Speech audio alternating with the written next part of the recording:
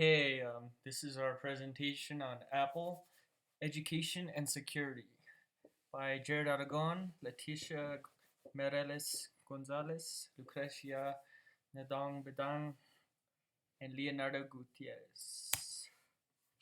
The history. Apple Computers Inc. was founded on April 1st, 1976 by college dropouts Steve Jobs and Steve Wozniak, who brought to the new company a vision of changing the way people viewed computers.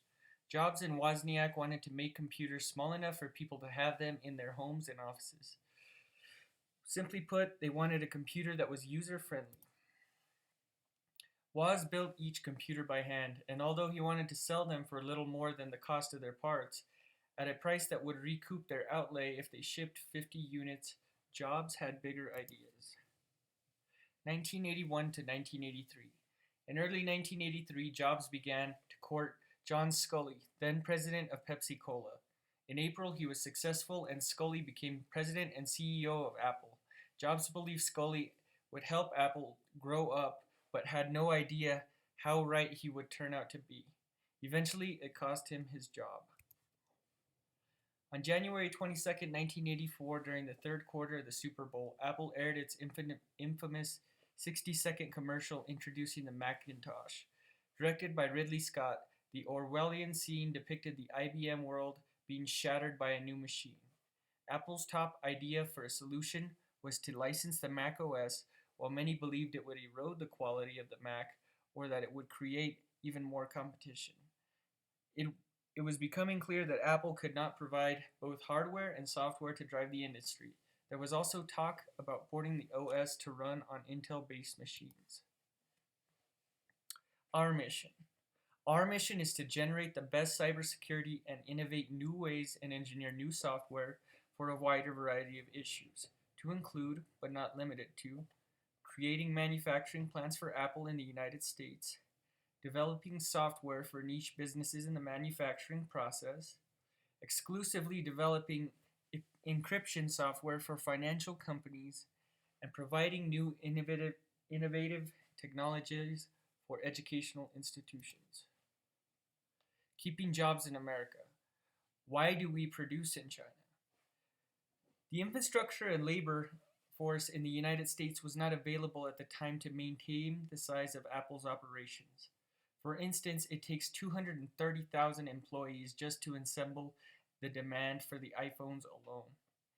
The image that we see in the big picture is that a major investment that goes beyond our company, and in time when the US is in a major deficit, it only seems logical to keep money here in the United States. New manufacturing plants. We'll start by hiring manufacturing engineers to assist developing using Apple's ingenuity in the manufacturing field. The mission will allow us to guarantee that highly technical jobs be employed in the US that our infrastructure can support. This is nothing new. Back in 2013, Apple began manufacturing the MacBook Pro entirely in the United States, most prominently in Texas. Implementing the iPhone production into the US market. As we shift our views towards the establishment and providing the country with solid economic opportunity, we anticipate that cities around the US will welcome Apple with open arms. Our plan intends to gain the best placement of these facilities by doing extensive marketing research around the US and finding the right cities, the best places to put them. And here is a chart to show our contributions of revenue. Venturing into the encryptions for financial institutions. As we already have existing software in place for all of our products on the consumer market, we are looking forward to and creating exclusive, easy-to-use software for banking industries all over the world. By maintaining Apple's quality, reliability, and simplicity, we are looking forward to working directly alongside Oracle to work on exclusive banking software only available on our Mac computers. Why encryption? Well, we'll let the CEO, Tim Cook, explain. We think encryption is a must in today's world. You know, I wish it didn't have to be like that, but that is what it is. And every day you pick up the journal and you read about another thing going on, and another. I mean, things happen every day. It's and so how do you address that for for our mainstream customer? They don't want to have to figure out how to do that. You know, I mean, it's hard for companies to decide how to do that. It's hard for a government to decide how to do that. And so we feel a significant obligation to help our customers protect their information. And the only way we know how to do that is to encrypt. And so we said that no backdoor is a must, encryption is a must. Uh, do we want our nation to be secure? Of course.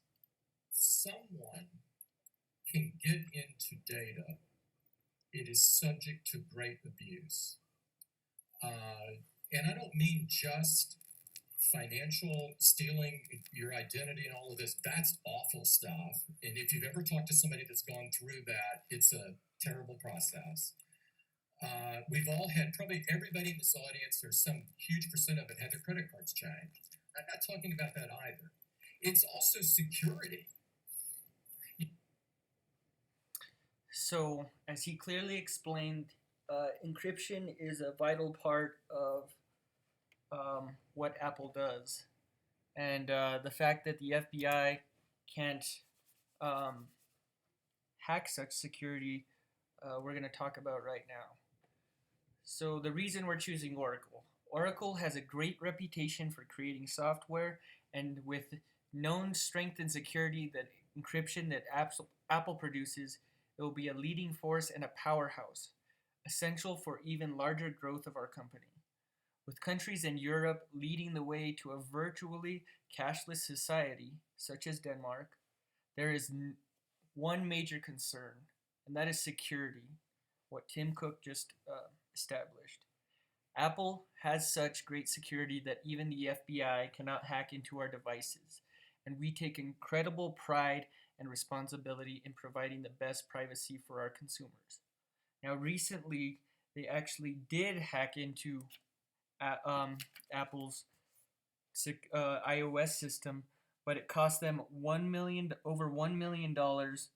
And just to give you an idea, it would take the FBI director 7 years to accommodate that in his salary alone. So it's pretty hard system, but that's why Apple's always on top of changing it, and that's why it's always updating.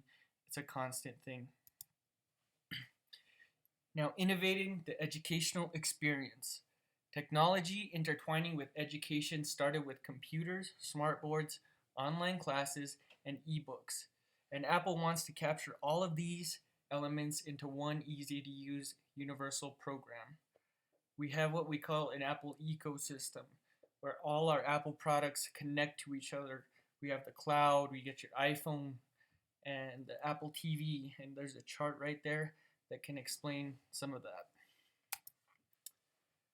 By expanding this into the educational market, we will use the iPad and create an intranet software in the classroom, and we plan on eliminating waste on paperback books, notebooks, and pencils. That means that it's going to be a very controlled system, and the teacher will have complete control of what the students can access, and it will be a very limited system where the students will be able to learn with complete control within the um, educational facility. So our strategic action plan overview. Focusing on our main goals, we can contribute a better future not only for Apple, but the United States and the world.